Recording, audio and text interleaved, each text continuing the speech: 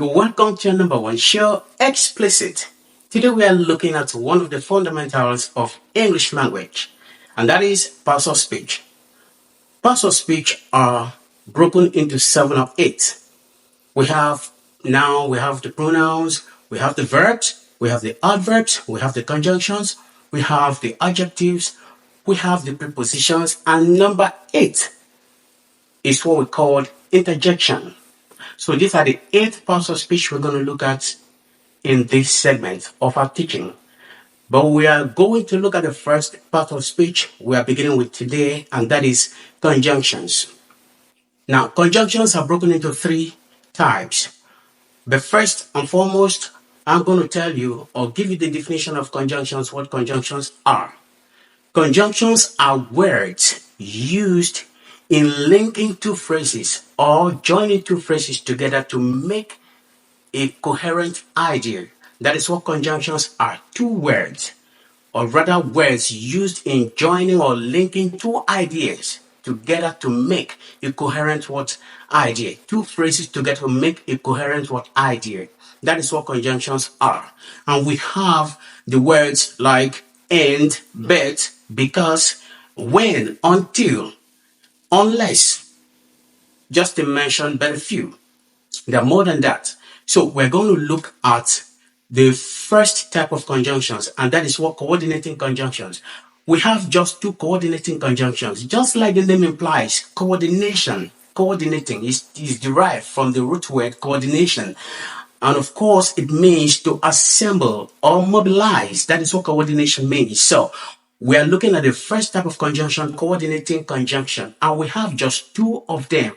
That is the words and, A-N-D, and B-U-T, but. These are the only 2 coordinating conjunctions we have in English language. Don't forget, the fundamental principles of English language is very, very important, is very vital. So, the parts of speech are not exceptional, very important, and you must pay rapt attention to this teaching if you must become a good user of this language called English. So coordinating conjunctions are just 2, like I said, and A-N-D, and the second one is but, B-U-T. These are the only 2 coordinating conjunctions we have in English language. Now, I'm going to give a few examples, few sentence examples to illustrate these 2 or demonstrate these 2 coordinating conjunctions we have. But of course, like I said, coordination means to assemble, to organize. So invariably, what we are saying is that coordinating conjunctions mobilize, assemble, organize words. But don't forget, they are still doing the work of what? Linking or joining 2 phrases together to make a coherent idea. Now, let me give you this first example using the word or the coordinating conjunction and A-N-D. I and Michael are going to school. That's a short, simple. That's though not a simple sentence. It is a subordinate sentence, but it looks very short. I and Michael are going to school. The coordinated conjunction and has come in between the pronoun I, the personal pronoun I, and what? Michael. But what is the conjunction there doing? What is the word and doing? It's linking the 2 ideas. Who are these 2 ideas? I and what? Michael. Michael and I are the 2 ideas. But they are carrying out a specific action, one action, and that is what? Going. The action of going to school. So I and Michael are going to school. It's as simple as that. I and Michael are going to school. 2 ideas brought together by the word or by the coordinating conjunction and. I'll give you another one. You still using the word and. John went to school and met with his principal. John went to school and met with his principal, with his school's principal.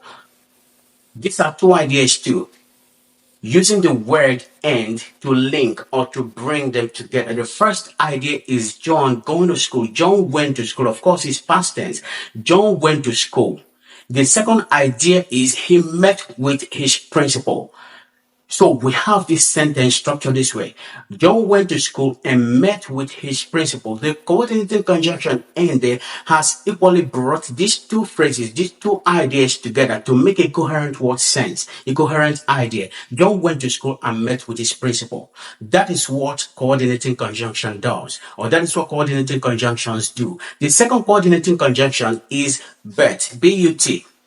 BUT does a little more than what "and" does, in the sense that in most cases, the coordinated conjunction "but" explains reason why or gives a condition. It's either it places a condition for why a specific action is not going to be carried out or wasn't carried out, or it sets a reason. It explains to you why. It gives you a condition. That is what BUT does. So we have a sentence structure in this format. I would have done the job as expected, but I had issue with the machine. I would have done the job as expected, but I had issues with what? The machine. That is a sentence. Still what? Under coordination. The word "but" has brought these two ideas together. The first idea is I would have done the job. The second idea is I had issues with the machine. In other words, the machine made me not to do the job.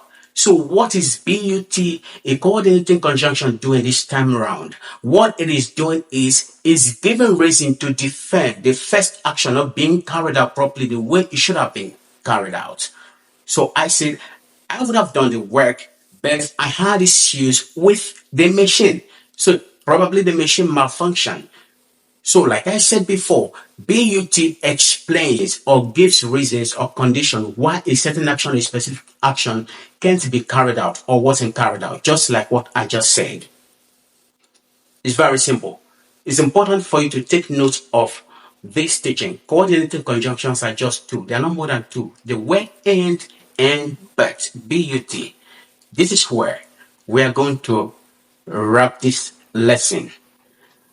I will come your way again in our next class to give you more about conjunction, to tell you more about conjunction.